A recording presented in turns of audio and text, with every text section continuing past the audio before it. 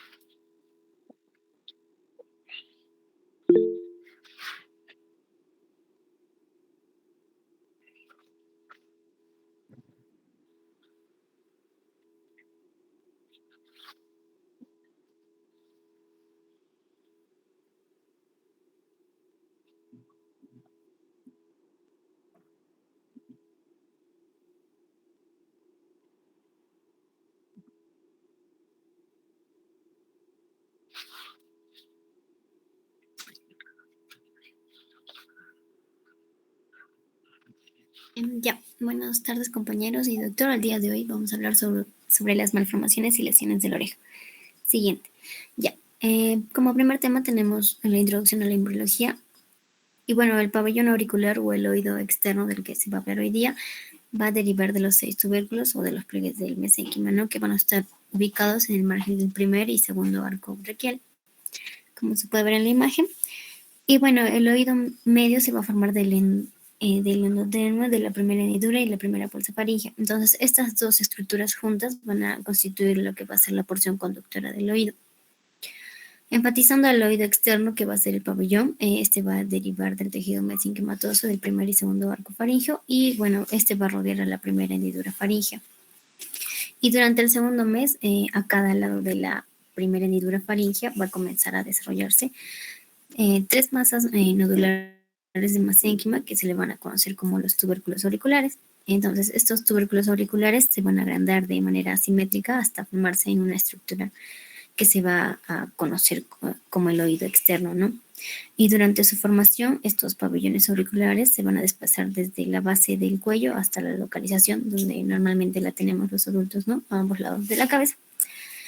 Y debido a su estrecha relación con los arcos faríngeos y a la complejidad de su origen, el oído externo va a ser un indicador sensible de un desarrollo anómalo en la región faríngea. Siguiente. Bien, ahora vamos a hablar en sí de lo que es la anatomía y vamos a ver que a una oreja normal se le va a considerar normal justamente cuando va a estar en balance y armonía con las otras estructuras faciales. Y ya hasta los 6 años de edad, el crecimiento de la oreja ya es de más o menos el 90%. Entonces, decía, el pabellón auricular o la oreja va a ser un marco complejo cartilaginoso que va a contener pliegues y depresiones envueltas en sí por una capa de piel que va a ser fina en la zona anterior y va a ser mucho más laxa en la zona posterior. Y a nivel del lóbulo vamos a ver que es la única zona que va a carecer en sí de este soporte cartilaginoso. En cuanto a los elementos de la oreja, vamos a ver que el hélix, que es la zona que estoy señalando, básicamente la raíz del hélix van a ser de lo que es del tercio superior de la concha, que coincide con el punto medio de la oreja en su eje cráneo-caudal, más o menos a este nivel. Este cuerpo del hélix va a ascender y se va a curvar con un radio aproximado de 1.5 a 1.75 centímetros y va a terminar en la cola del hélix a la altura de la escotadura intertragal. Ahora, el antehélix, que es esta zona que estoy señalando, va a ser en sí también una estructura curva que no tiene en sí unos límites claros, pero que se puede definir sobre todo por una serie de brillos y sombras, como vemos en esta fotografía. En sí, la anchura del antehélix a la altura de la raíz del hélix va a ser aproximadamente de lo que son 5 a 8 milímetros y esta zona va a representar casi el 15 al 25% de la anchura del total de la oreja. Y también se va a ir ensanchando conforme va ascendiendo para poderse dividir en lo que son las curvas superior e inferior, delimitando entre ellas lo que es una fosa, la fosita navicular. En sí, la separación o la disminución de la curva del antehélix es una de las causas más frecuentes de lo que se conoce como las orejas en asa, que posteriormente vamos a hablar. Ahora, en la concha, básicamente, este va a ser un espacio cóncavo a nivel de esta zona, que va a estar limitado superiormente por la crura inferior del antehélix, que es esta zona, y posteriormente por la porción más vertical del antehélix y el antitrago. Inferiormente por lo que es la escotadura tragal y anteriormente por el trago. Su profundidad en sí va a estar determinada por lo que es la prominencia del antélix y va a ser en sí uno de los otros factores que son más importantes en lo que va a definir una malformación que se conoce como las orejas protruidas, que también vamos a ver más adelante. En cuanto al trago y el antitrago, que son estas estructuras que estoy señalando, el trago en sí va a ser un relieve cartilaginoso que es plano y que va a saltar en sí por encima de la pared anterior de lo que es del meato con formas y tamaños que van a ser muy variables. Su altura aproximada va a ser de 2.8 a 3 centímetros y el antitrago va a ser en sí otra prominencia que es posterior inferior a la concha y esta va a depender, o bueno, básicamente su tamaño se va a ver definido en un ángulo más o menos agudo de la escotadura intertragal. Se habla incluso que en ocasiones hay ausencia de lo que es el trago y esto produce en sí una deformidad estética considerable, pero también se habla de ausencia del antitrago que generalmente pasa desapercibida. Ahora, hablando ya de lo que es el lóbulo, esta puede tener también múltiples formas. En ocasiones puede ser redondeada, puede ser cuadrada o triangular. Tiene la pared anterior anclada en toda su longitud a la cara o la zona más pediculada. Y vamos a ver que puede ser incluso ausente en algunos pobladores. En sí, el tamaño normal de lo que es el lóbulo va a ser aproximadamente de 1.3 a 1.5 centímetros y va a representar aproximadamente el 25% de la altura total de lo que es el pabellón. Ahora, en cuanto a la posición de la oreja, vamos a ver que esta depende de la situación con respecto a la cara, también a su inclinación y a la protrusión. Entonces, en cuanto a la situación, vamos a ver que el punto más alto de la oreja va a estar en sí en relación con lo que es la cola de la ceja. A nivel inferior vamos a ver que se tiene que relacionar o va a estar a la altura de lo que es el ala nasal o si no el labio superior. Se habla de una altura normal que va a ser entre 5.5 a 6.5 centímetros y una anchura que varía entre 3.0 a 4.5 centímetros. Para la inclinación vamos a ver que el eje mayor debe ser paralelo a lo que es el dorso nasal, incluso pero este puede variar entre 20 a 30 grados respecto a lo vertical. Y se va a considerar una oreja estética cuando este pabellón va a ser mucho más vertical que inclinado marcadamente, ¿no? En cuanto a la protrusión, vamos a ver que se marca una distancia entre lo que es el punto más externo del hélix y la cabeza, y esta generalmente va a ser de 1.5 a 2.5 centímetros. Para la vascularización de este pabellón auricular, va a estar dado principalmente por dos ramas, o dos arterias, mejor dicho. La arteria temporal superficial, que va a ser la que va a dar diferentes ramas para poder irrigar lo que es la cara anterior del pabellón, y la arteria auricular posterior, que también va a dar diferentes ramas para poder irrigar la cara posterior del pabellón auricular. Hablando ahora ya de lo que son las malformaciones congénitas, vamos a ver que estos se conocen como defectos congénitos o displasias auriculares. Básicamente, estos son malformaciones del primer y segundo arco branquial, como hemos visto en la embriología, y se puede asociar a malformaciones tanto del oído medio y también a las alteraciones o haber relación con lo que son alteraciones en la mandíbula y en toda la hemicara. Se considera que son más comunes a nivel del lado derecho, se presenta más en los varones, incluso se habla de que es más frecuente, 4 veces más frecuente en la raza negra que en los caucásicos. Entonces, hay una clasificación de Werda que básicamente lo divide en displasias de primer grado, de segundo grado y de tercer grado. En cuanto a las displasias de primer grado, vamos a ver que va a afectar netamente las estructuras del pabellón. Tienen en sí un aspecto parecido al de una oreja normal y en este caso no se va a precisar o no se va a necesitar de un tejido complementario para hacer su posterior reconstrucción. Dentro de los ejemplos vamos a tener a las microtias, a las orejas protruidas o en asa y a las orejas en teléfono. En cuanto a las displasias de segundo grado, básicamente aquí sí van a faltar ya algunas estructuras normales, pero van a persistir otras. Y en este caso, a diferencia del primer grado, sí vamos a necesitar un tejido suplementario para la reconstrucción. En cuanto a los ejemplos o los defectos congénitos que encontramos aquí, básicamente son las orejas constrictas o también conocidas como orejas en asa. Ahora, en las displasias de tercer grado, en este caso, no se encuentran estructuras normales, o sea, ya hay una alteración total. Y para reconstruirlo se va a necesitar incluso ya poder añadir piel y cartílago. Dentro de los ejemplos vamos a encontrar las microtias severas y a las anotias. Ya, en cuanto a las displasias de primer grado, vamos a ver que en sí, hablando primero de lo que es la oreja protruida o oreja en asa, como vemos en la imagen, esta se presenta en el 5% en la raza blanca. Se habla de que hay una herencia autonómica dominante con penetrancia variable y el 59% de los pacientes tienen historia familiar de que obviamente sus familiares han tenido el mismo problema, ¿no? Entonces, en este caso hay una alteración de lo que es las proporciones anatómicas, del desarrollo armónico de las curvas y que estas son las que moldean el pabellón auricular.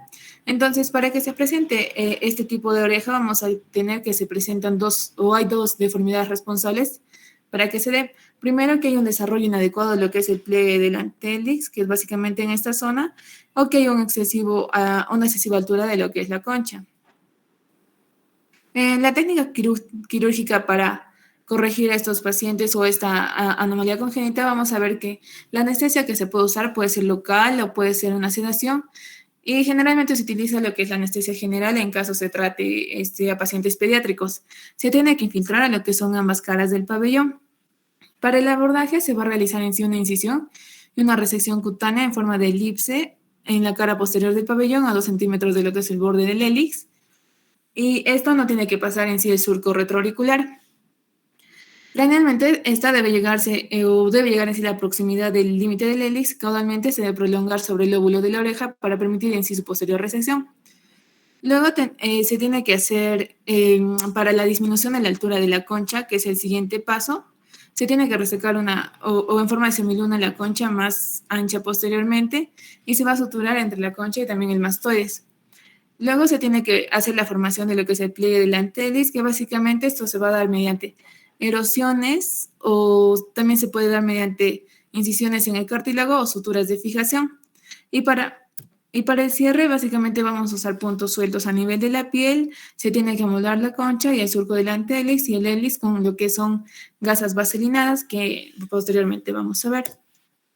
La otra malformación es la denominada macrotia, que básicamente es una malformación poco frecuente y la mayoría de los pacientes lo van a referir como si tuvieran una oreja muy grande, ¿no? Lo que en verdad se ve o lo que en verdad se aprecia son que son orejas bien hiperproyectadas.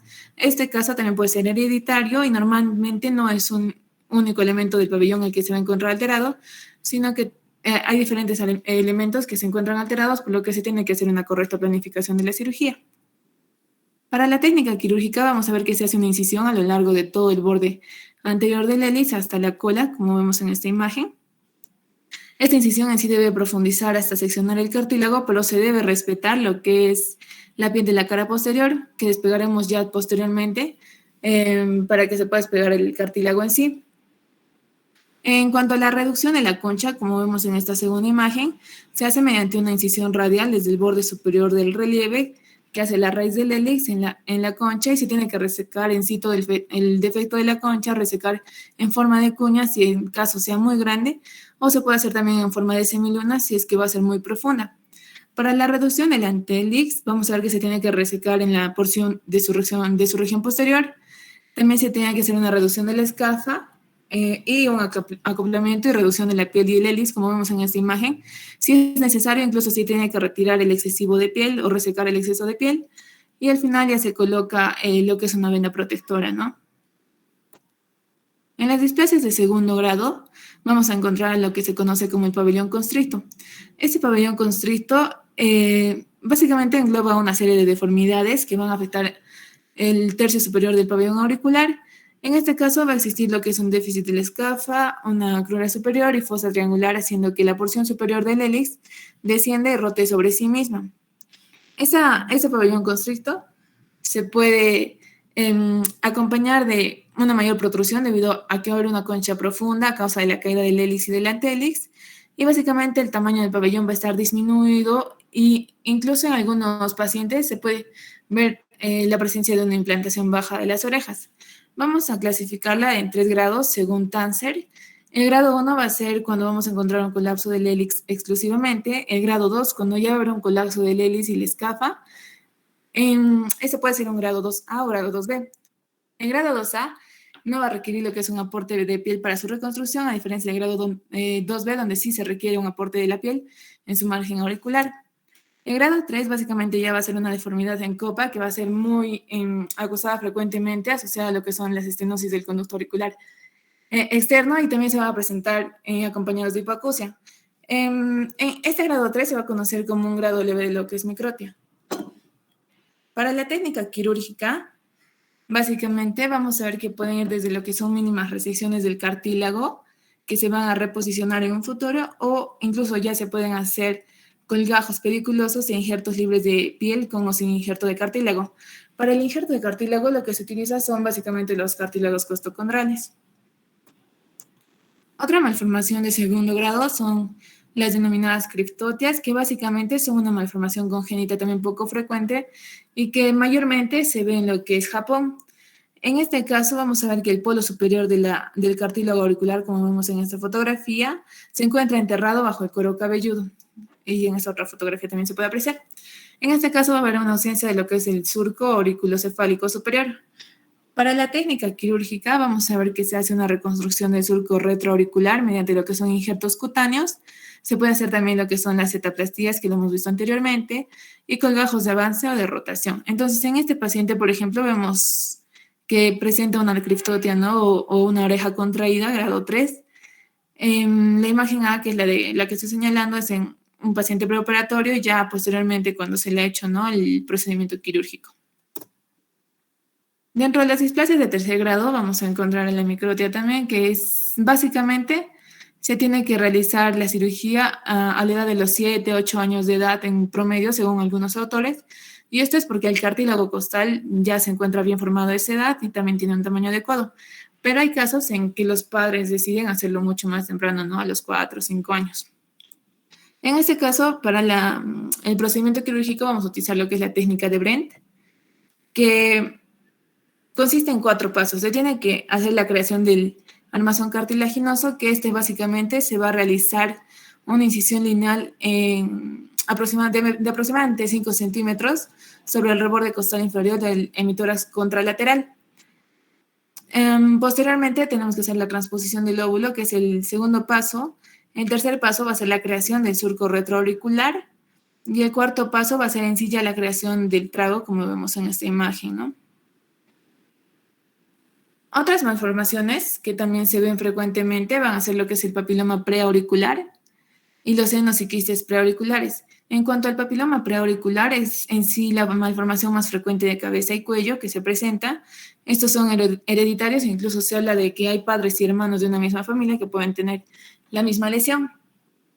Se puede como que ver o denominar o conocer como un apéndice de piel con un centro tallo cartilaginoso, como vemos en esta fotografía, más o menos aquí. Ese es el papiloma preauricular. Entonces, este puede ser único o múltiple y generalmente va a ser bilateral. En cuanto a la ubicación, va a estar inmediatamente por delante de la raíz del hélix y del trago. Para el procedimiento quirúrgico, lo que se utiliza es una anestesia general, se hace una incisión en elipse paralela a las líneas cutáneas preauriculares y se tiene que extirpar in situ el papiloma y también el centro cartilaginoso, ¿no? Entonces, en esta imagen vemos el preoperatorio y el posoperatorio, ¿no?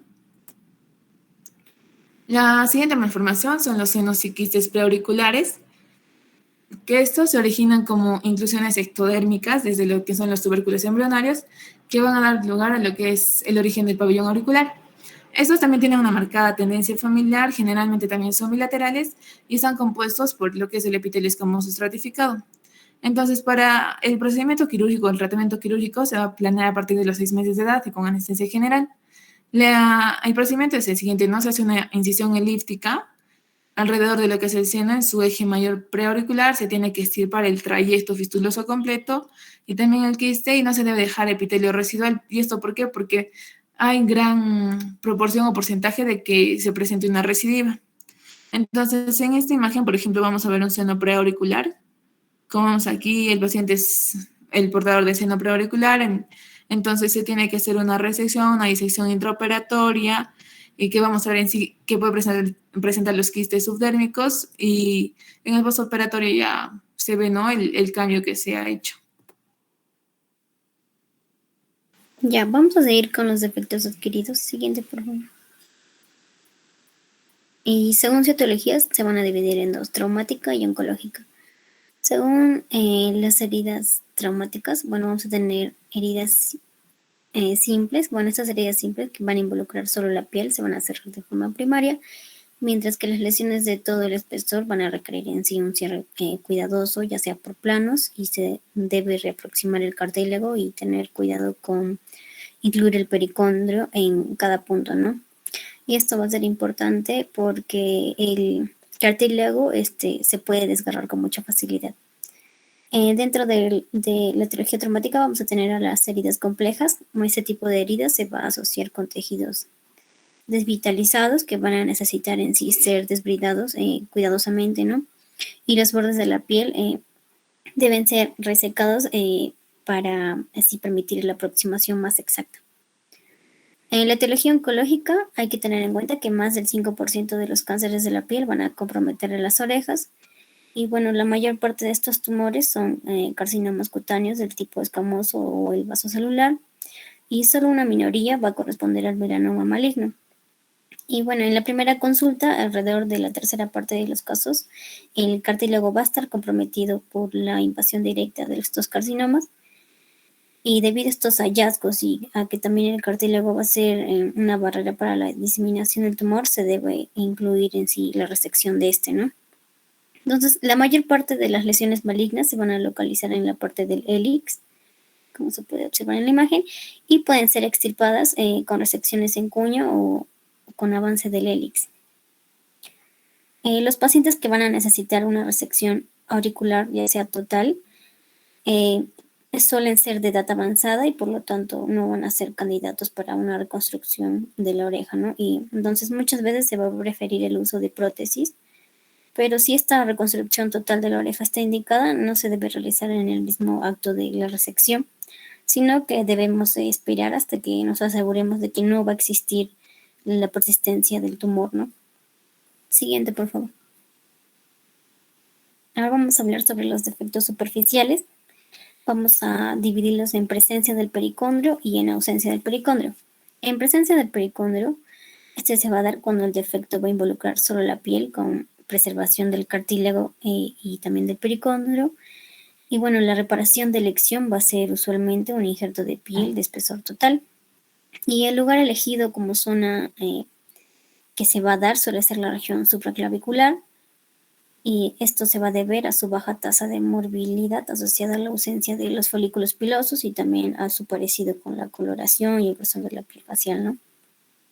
Ahora, ausencia del pericondrio es cuando el pericondrio está ausente y un injerto de piel aplicado directamente sobre el cartílago no en sí no va a sobrevivir, ¿no? Entonces, cuando esto va a ocurrir en la concha o ya sea en la fosa triangular, podemos extirpar el cartílago y colocar un injerto libre de piel de espesor total, y este va a ser directamente sobre el tejido subcutáneo, ¿no? Y si el defecto se va a localizar en el antehélix o en la crura superior o la inferior, se va a dar la conservación del cartílago, y esto va a ser importante para mantener los relieves superficiales. Siguiente, por favor. Defectos regionales específicos. Siguiente, vamos a tener al borde del hélix. Estas lesiones del borde del hélix pueden variar desde pequeños defectos a la ausencia de la mayor parte del hélix, ¿no? Entonces, por lo general, las primeras van a resultar de una resección, ya sea de tumores o también de heridas menores, y se van a tratar mejor con el avance del hélix en ambas direcciones.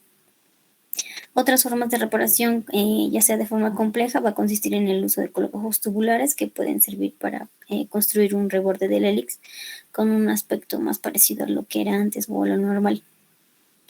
Tenemos a los defectos del tercio superior de la oreja, y las pérdidas menores, ya sean en el borde, se pueden reparar por el avance del hélix con incisiones triangulares en la concha.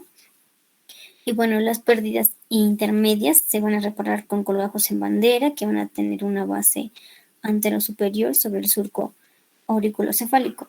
También se va a describir la reconstrucción del tercio superior mediante una rotación de la concha hacia arriba, ¿no? Y como se va a usar como si esto fuera un colgajo compuesto que va a tener un pequeño pedículo anterior y sobre el pilar del hélix. Los defectos del tercio medio de la oreja, estos pueden repararse mediante un injerto de cartílago que va a estar cubierto por un colgajo cutáneo adyacente, o también puede estar insertado por la técnica del túnel. El defecto del tercio inferior de la oreja se va a dar en el óvulo y van a haber heridas por tracción ya sea de pendientes de los aretes, que estas pueden producir deformidades claramente visibles a lo largo del borde inferior del lóbulo auricular, ¿no? Entonces, para reparar este tipo de lesiones va a ser necesario completar la sección en los defectos incompletos. También podríamos refrescar los bordes, que en este caso ya sea por una herida antigua o que los bordes estén recubiertos por piel, y estos se van a suturar con puntos dobles de forma separada en sus dos caras y se va a cerrar el orificio, ¿no? En el que estaba el arete antes. Y bueno, la pérdida de este tercio inferior que va a comprometer más el lóbulo va a presentar en sí un desafío complejo, y su reconstrucción debe incluir un injerto de cartílago para proporcionar sostén necesario que asegure un contorno adecuado y también lo estético, ¿no?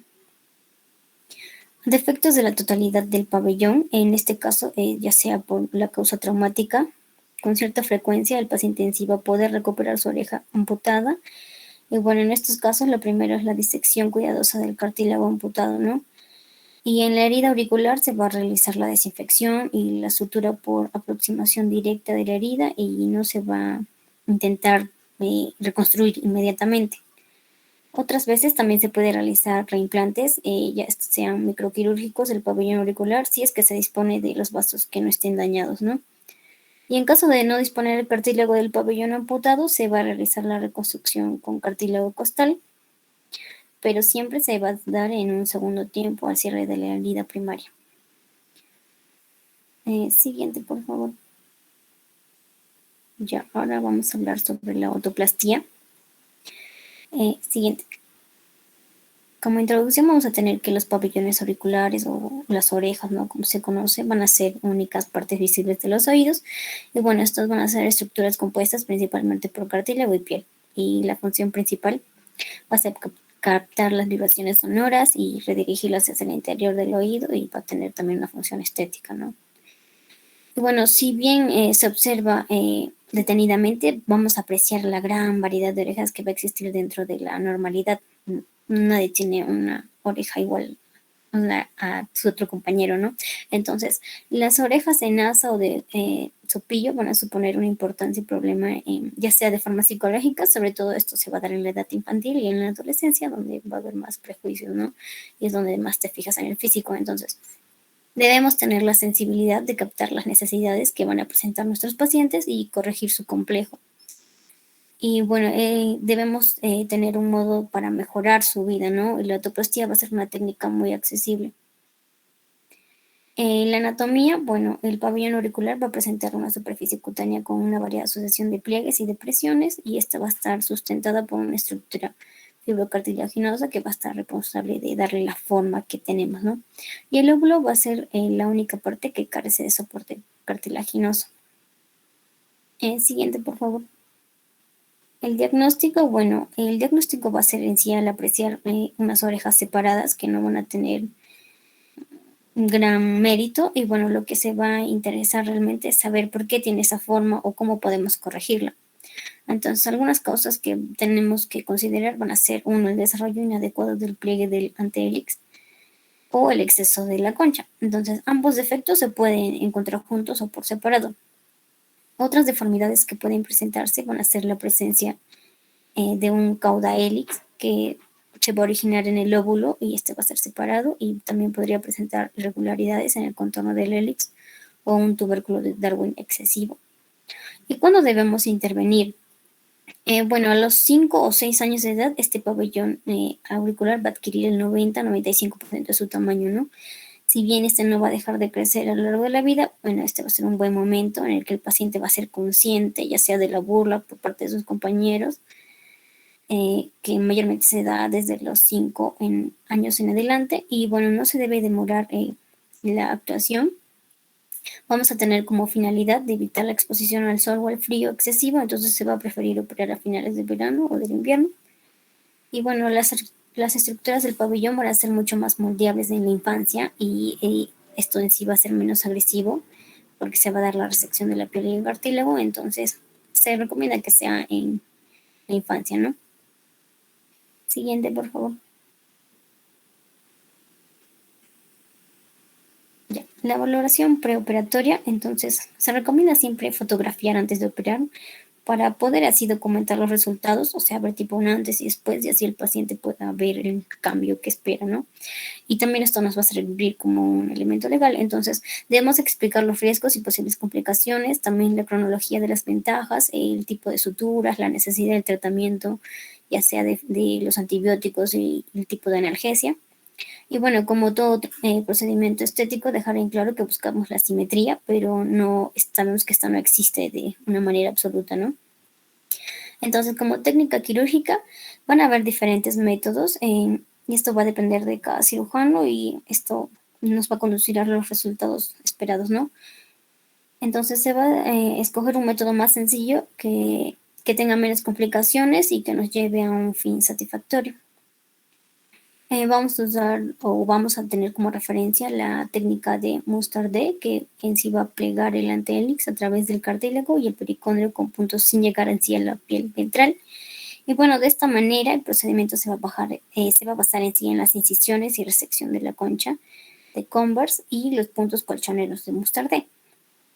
Se va a utilizar una anestesia general en niños y una anestesia local por encima de los 14 a 15 años.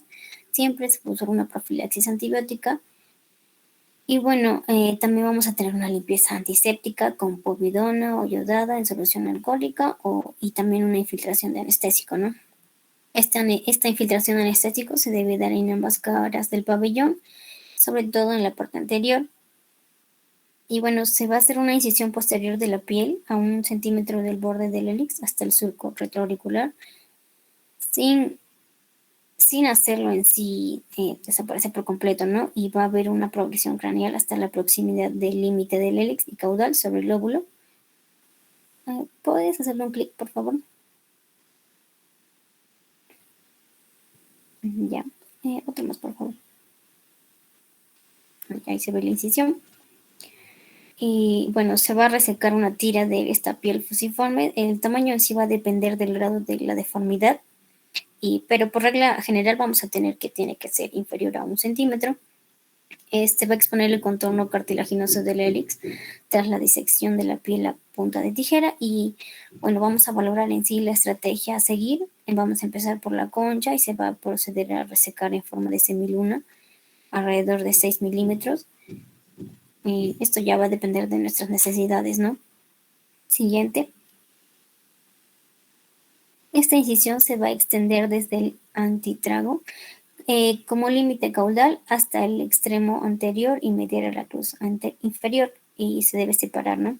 Se deben respetar al menos 2 milímetros de la posición externa de la concha para poder fijar estos puntos y a través de esta incisión se va a abordar la cara anterior del pabellón, se va a despejar la piel hasta el poro externo del conducto auditivo externo. Esto va a tener como finalidad de camuflar el pliegue cutáneo resultante a la resección cartilaginosa. Y también debemos de acentuar el antehélix, que este va a ser un paso fundamental. Debemos doblar el pabellón en su cara anterior, moldeando un nuevo antihélix y se va a crear una fosita navicular, ¿no? Y bueno, se puede utilizar algunas agujas de insulina que nos pueden ayudar a fijar y marcarle el nuevo antehélix. Podríamos realizar de 5 a 7 incisiones posteriores y esta va a ser para traccionar o empujar el pabellón hacia adelante sobre la zona cartilaginosa de 5 a 6 milímetros sin cortar en sí el pericondrio anterior para evitar irregularidades y para que consigamos una zona resistente, ¿no? Y una vez moldeada, vamos a tener la forma deseada, se va a proceder a fijar con puntos en U. Siguiente, por favor. Entonces, cuando se va a resecar el cartílago por el exceso de la concha, se van a aproximar los bordes entre sí con una sutura reabsorbible, siendo aconsejable dar de 1 a 2 puntos más de sutura de nylon que van a fijar la concha más al mastoides, ¿no? Y para finalizar vamos a fijar nuestra tensión en sí en el lóbulo, ¿no? En la mayoría de los casos suele ser suficiente con la resección de un ojal de piel de la cara posterior, pero también podemos comprobar la correcta hemostasia y también cerrar la incisión de piel con una sutura de monofilamento de seda. Y bueno, las medidas deseables entre la piel mastoidea y el borde del hélix deben ser de 14 a 15 milímetros. Le vamos a mostrar un video para que tengan un poco más de idea. Luego en el vendaje se van a colocar gasas vaselinadas. Esto va a ser para reforzar los pliegues en la concha y el surco anti-hélix, ¿no? También vamos a usar gasas o algodón acolchonado, ya sea por detrás y encima y delante del pabellón. También podemos usar un vendaje sin presión y su objetivo va a ser proteger y recoger las secreciones luego de la cirugía postquirúrgica, ¿no? Siguiente.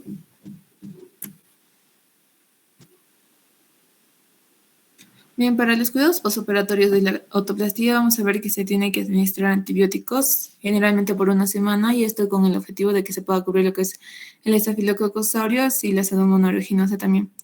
Se tiene que administrar analgesia mientras va a precisar el dolor, y se puede añadir lo que son los corticoides orales o miligramos por kilogramo por día, y esta tiene que irse disminuyendo, en cuanto a la dosis, ¿no? Tiene que irse disminuyendo cada 3 a 4 días al menos durante un periodo de 10 días.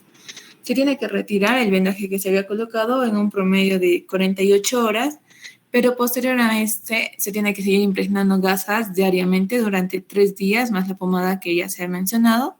Se tiene que proteger con una cinta sin necesidad de hacer mucha presión, al menos por un periodo de 30 días, es decir, un mes.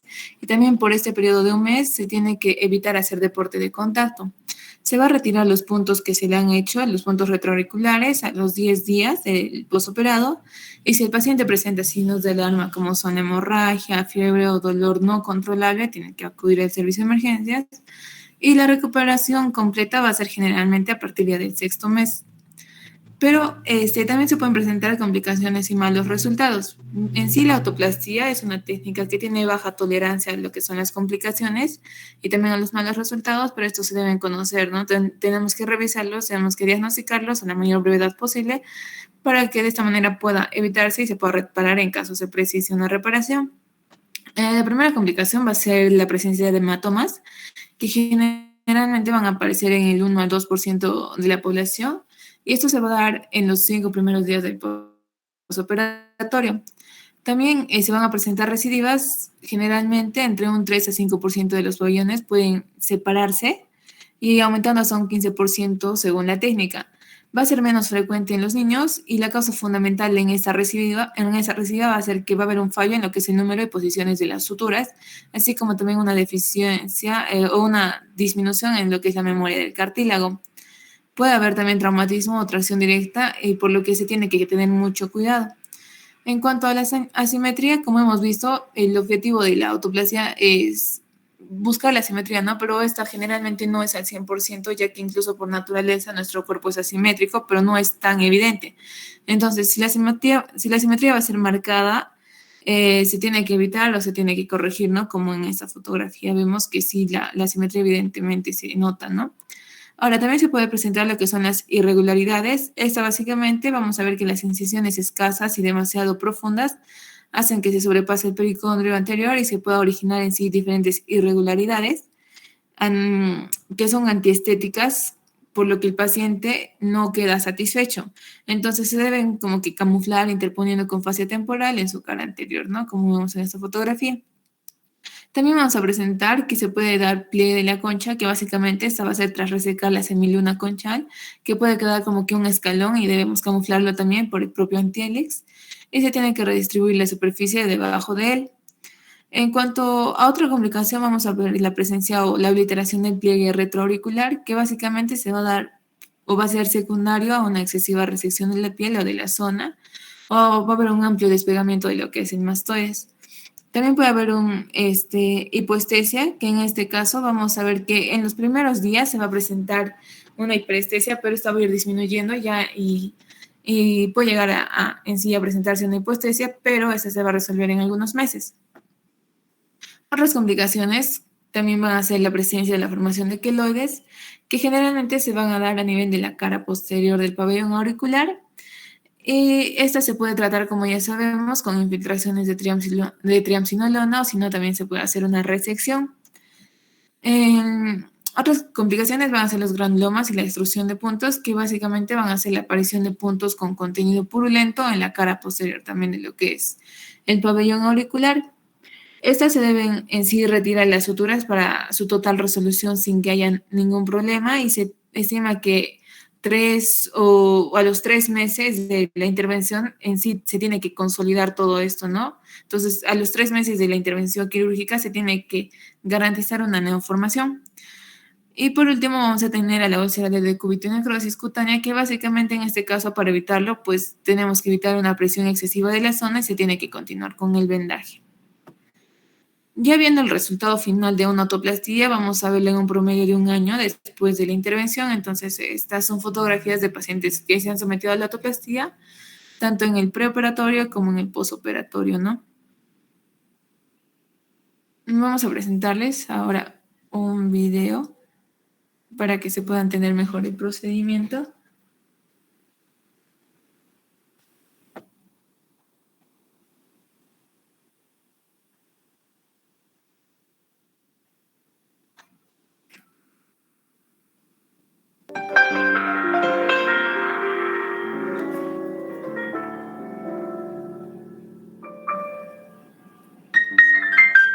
Paciente joven de 24 años que viene a nuestra consulta preocupada y un poco acomplejada por el aspecto despegado de sus orejas.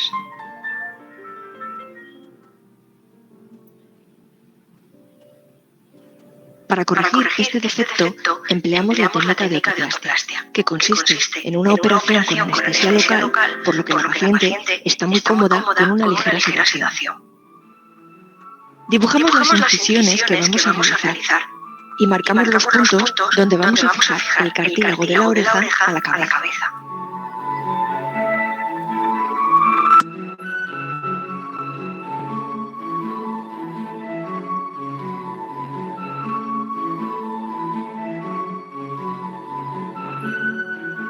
Con anestesia local, vemos que a la paciente no le molesta en absoluto porque está sedada. Hacemos una pequeña incisión donde haremos un raspado del cartílago auricular para que pierda su fortaleza y al debilitarlo se pueda doblar más fácilmente hacia atrás.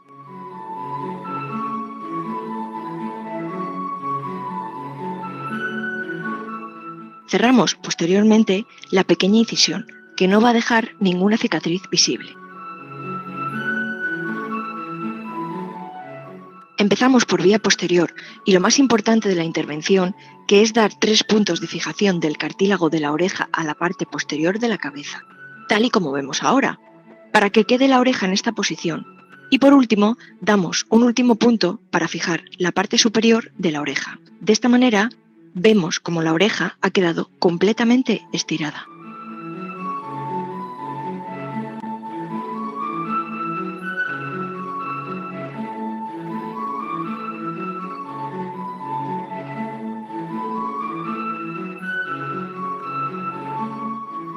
Vemos como la oreja derecha está completamente estirada y la izquierda todavía no. Después, hacemos lo mismo con la otra oreja. Y por último, ponemos un apósito. Se observa que la paciente está despierta y que incluso está sonriendo. Al final de la operación, sujetamos las orejas con este vendaje para que la paciente, que es joven, duerma tranquilamente sin problema de despegarlas. Aquí vemos el resultado posoperatorio a los 15 días. Se aprecia, tanto por vía anterior como por la espalda, que han quedado completamente pegadas las orejas al sitio que pretendíamos.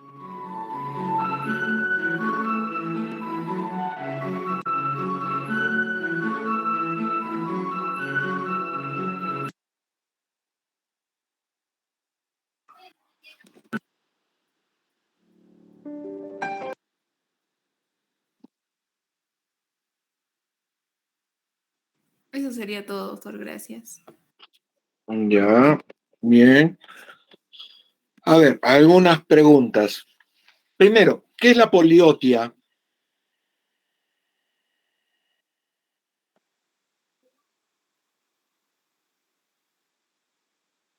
Doctor, ¿podría ser la presencia de 2 o más pabellones auriculares o orejitas?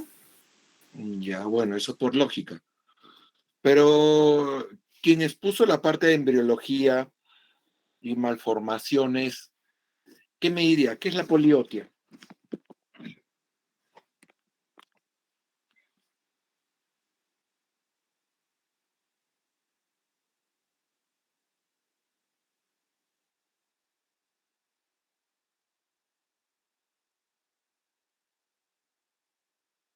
Lisbeth. El doctor, en este caso también sería, van a ser pues los pabellones numerosos en un solo lado, ¿no? Que se Ya, consideran como malformaciones menores. ya es una malformación de la oreja. Cuando mencionaste el tema de los apéndices auriculares o las pequeñas formaciones auriculares, preauriculares, en que indicaste que se tenía que hacer una resección eh, con no solo el apéndice, sino también el cartílago del cual depende, esos también se denominan son las poliotias. Son formaciones o neoformaciones, bueno, neoformaciones, son formaciones embrionarias dobles que trataron de formar otra oreja, pero en el trayecto se fueron eh, atrofiando.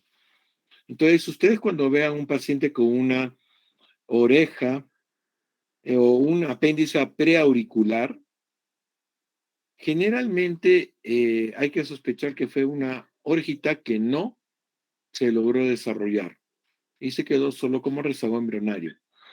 Pero acuérdense muy bien esto de que ese apéndice preauricular siempre tiene un contenido cartilaginoso, el cual tiene que también ser resecado para obtener un efecto totalmente adecuado.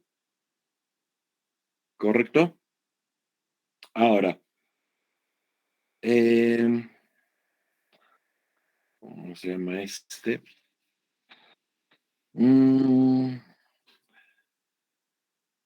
¿Qué opinan del síndrome braquio-otorrenal?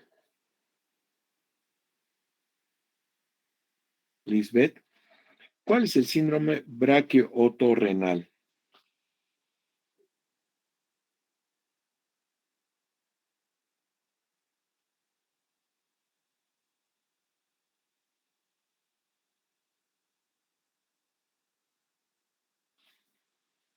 Doctor, también es en sí como que un conjunto de malformaciones que se daban y que tenían un patrón autosómico dominante para el momento de la herencia. Básicamente, si no me equivoco, estaba caracterizado por la presencia de fístulas o quistes branquiales. En el caso de las alteraciones del oído, se podían presentar también hoyuelos o fositas preauriculares, también la presencia de apéndices. E incluso se podía presentar hipoplasias de pabellones auriculares. Ya me hablaste con la parte de oído. ¿Y qué más? ¿A qué está relacionado?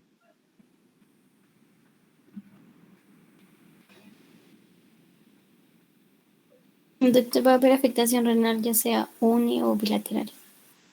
¿Por qué? ¿Cuál sería la causal?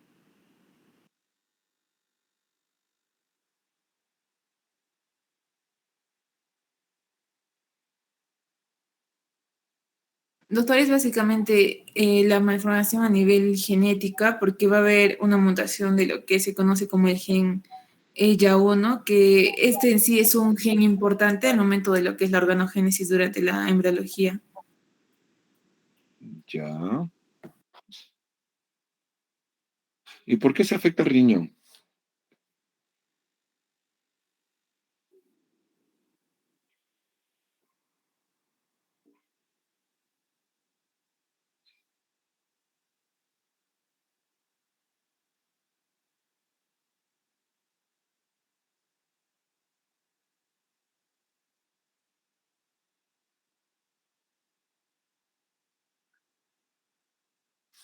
¿Mm?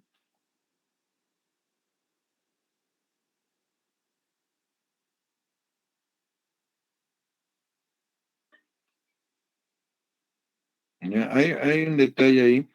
Bueno, dentro de lo que es el desarrollo de los arcos branquiales, eh, tenemos que la alteración de la formación de estos arcos branquiales tiene una determinación en la formación también del riñón. Por eso se habla del síndrome braquio, de los arcos branquiales, y que da una relación otorrenal. Bueno, para no complicarles la vida, todo paciente que tenga alguna malformación como fístula, quiste preauricular o tenga un, eh, quiste, nunca se olviden, por favor, de pedirle una ecografía renal. ¿Ya? Porque cuando describen este síndrome braquio otro renal, lo describen como algo muy, pero muy raro. Pero realmente, cuando vemos pacientes con pequeñas lesiones o alteraciones de la oreja, es bastante frecuente encontrar alguna alteración renal, que en muchas ocasiones pasa desapercibidas, pero en algunas ocasiones son, por ejemplo, riñones en herradura o una hipoplasia renal o riñón doble, en el cual puede producir o puede ser desencadenante de problemas renales a posteriori que pudieran haber sido prevenidos si hubiéramos tenido algún diagnóstico a tiempo. ¿Correcto? Ya no se olviden, por favor, de ese pequeño gran detalle. Ahora, con respecto a lo que es la reconstrucción de orejas. Bueno, primero la formación de la formación de una neo-oreja, ¿no? Una nueva oreja por una microtia severa o una anotia. Ya lo que han descrito es un tratamiento bastante complejo, muy interesante, pero realmente y lastimosamente, a pesar de las mejoras que ha habido, todavía no ha habido una técnica quirúrgica que haya sido ideal para poder reconstruir una nueva oreja. Lastimosamente en el trayecto de aprendizaje vamos viendo que a veces la técnica quirúrgica o el resultado quirúrgico post es terrible y tienen una coliflor en vez de oreja. En muchas ocasiones ha habido pacientes que opinan de que prefiero no tener nada a tener un tumor que dice ser oreja. En el problema de la oreja, en la formación de la oreja, por lo general también está asociado formación de oído a malformación de oído medio y también malformaciones de oído interno. Entonces, en todo paciente que tiene microtia o tiene principalmente anotia, también es muy importante hacer una adecuada evaluación de la capacidad auditiva y la parte estética, lastimosamente, ahí hablamos totalmente de parte estética, es la neoformación de una oreja.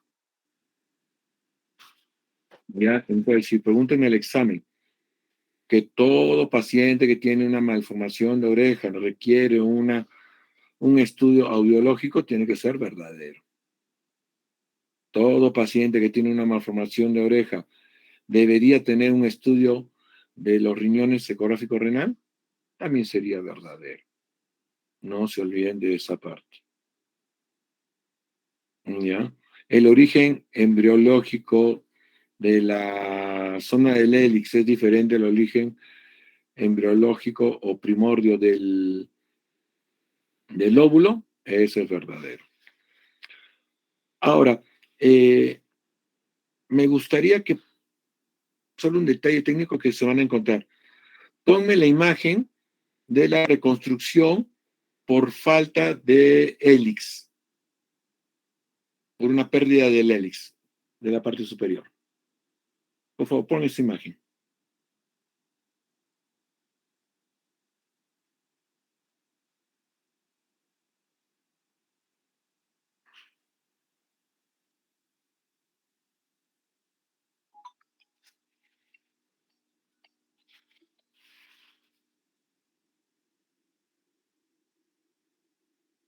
Ya.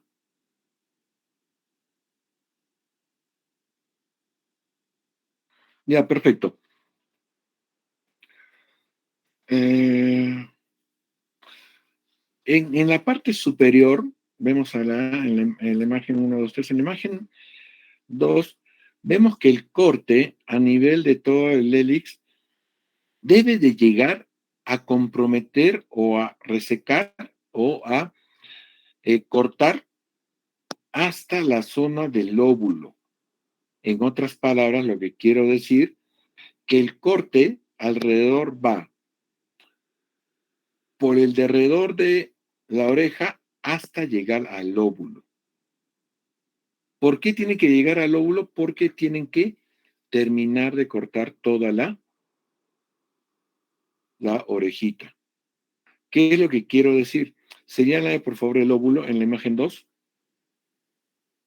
¿Ya? Cuando querramos, ¿qué pasó? Ya. Cuando querramos avanzar ese segmento hacia arriba, ¿en quién se va a basar el movimiento o la elasticidad? Se va a basar en el movimiento del lóbulo. Ese lóbulo se va a estirar para dar elasticidad a la parte superior. Y ahora nos vamos a la parte de inserción superior de la oreja. Señálamelo. No, de la imagen 2. Inserción, no el efecto, inserción. Ajá. Ahí si se dan cuenta, ahí estamos haciendo también el despegamiento del cartílago. Mantenemos unión en la piel de la parte de inicio del hélix con la inserción de la oreja. Ahí mantenemos la piel, pero si se dan cuenta, hemos seccionado bien todo el cartílago para que el cartílago se pueda movilizar. Lo que realmente hacemos es movilización del cartílago superior, movilización del cartílago inferior o del cartílago del hélix inferior. Movemos esos dos cartílagos para poder cerrar cartílago, que es lo que buscamos. Lastimosamente, ¿qué es lo que pasa en esta imagen que nos ha mostrado? Nos muestra como que la oreja queda exactamente igual con el defecto y reparado. Pero dense cuenta de que siempre va a hacer que la oreja sea más pequeña. Nos va a dar una oreja más pequeña, pero el resultado es que tiene una forma de oreja.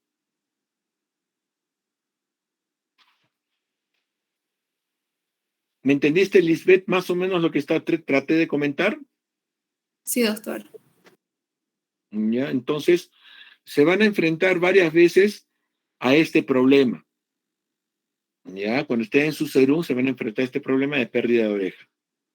Entonces, una de las técnicas quirúrgicas es esta. Métaselo bien en la cabeza porque es muy importante. Y no solo nos ayuda en estos defectos, también cuando conversaron de los defectos a nivel del tercio medio, también nos ayuda en este tipo de reconstrucciones. La otra forma de reconstrucción, como cuando hablaron de traumatismos, ponme la imagen de traumatismos o pérdida al comienzo de la exposición. Ahí está. Tenemos ahí esta cuña. Eso es también algo que pueden tener en cuenta. Y se dan cuenta, ahí, mostrando bien la imagen.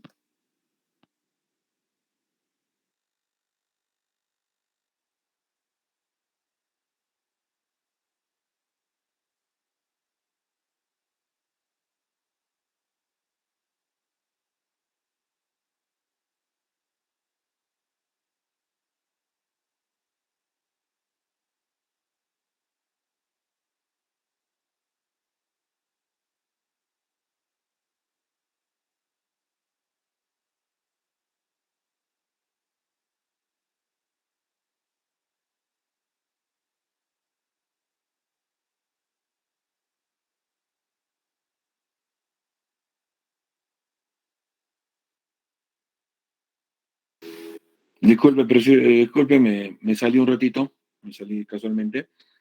Pero bueno, ahí vemos que la forma como han reconstruido eso es haciendo unas cuñas. en dirección hacia el antihelix o hacia el antitrago, hacia el trago que diga, en esa dirección, haciendo una cuña y tratando de cerrarlo. Pero esta imagen es muy importante para que se den cuenta que el tamaño de la oreja se ha reducido. ¿Ya? Acá el tamaño de la oreja se ha reducido. La intención en lo que es reconstrucción de oreja es tratar de mantener la forma de oreja. Es algo muy importante. Ahora, le pongo esta pregunta, más que todo para que puedan tener imaginación cómo reparar. Imagínense que el paciente tiene un accidente y pierden la parte superior del hélix. La parte superior del hélix, pero solo pierde la piel. Y se mantiene casi todo el cartílago expuesto. ¿Qué harías, Lisbeth, si encuentras ese caso? Doctor, tal vez se podría colocar un injerto de piel en esa zona. Ya, injerto de piel. ¿Tu compañera qué dice? ¿Qué opina? También, doctor. Como hablamos sobre el injerto supracervical, que se parecía más por la coloración y la textura. Ya. La idea es buena, pero hay que tomar en cuenta dos factores muy importantes. Primero, tiempo de evolución. Por ejemplo, cuando hablaron de los injertos de piel, es cuando hemos tratado cuando sacamos una tumoración de piel y hemos tenido que sacar toda la piel y dejamos el cartílago expuesto. Entonces, cuando un cartílago es inmediatamente expuesto, lo que se puede hacer si injerto de piel inmediatamente sobre la zona que hemos dejado cruenta. El problema o el gran problema que podemos llegar a tener es que, ¿qué pasa si es que ha sido un accidente y dejamos sin piel ese cartílago más de 6 a 12 horas? El gran problema que vamos a tener es que el cartílago pierde su pericondrio, se seca su pericondrio. Por lo tanto, un injerto de piel sobre ese cartílago más expuesto, más de 6 horas a 12 horas, nos va a producir un problema de que la piel no va a pegar. Entonces, en esos casos, como cuando su compañera mostró la imagen de que se hacía como una especie de bolsillo para poner los cartílagos para la neoformación de una oreja, igual también podríamos hacer para, en caso de pérdidas de alguna zona de cartílago, especialmente de la zona del hélix, hacemos un bolsillo detrás de la oreja y metemos ese cartílago y cerramos. Como que primero dejamos una sola oreja, junto pegado con la zona de la piel craneal. Esperamos aproximadamente entre 14 a 21 días y resecamos y formamos un nuevo borde posterior, como si fuera la técnica que describieron para formación de un nuevo pabellón auricular. ¿Ya? Realmente, y esto ya como colorario a todo, la oreja es uno de los elementos más, pero más difíciles de reconstruir. Realmente de lo más difícil es lo más difícil. ¿Por qué?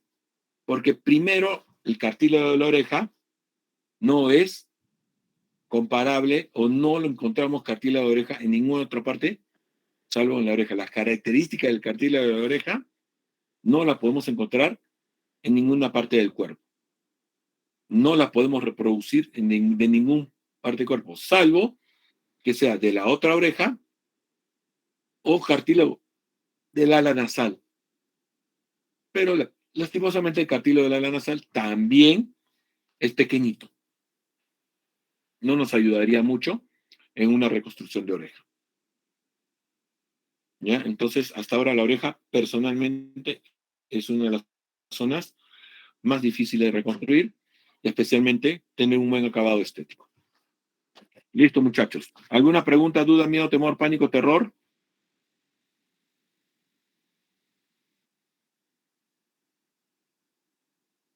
Ya, por si acaso para el grupo de prácticas, los grupos de prácticas, yo estoy viajando mañana a Lima para un congreso de ICOPLAST, que es de Congreso Internacional de Cirugía Plástica, pero igual no vamos a perder la oportunidad de darles un par de charlas.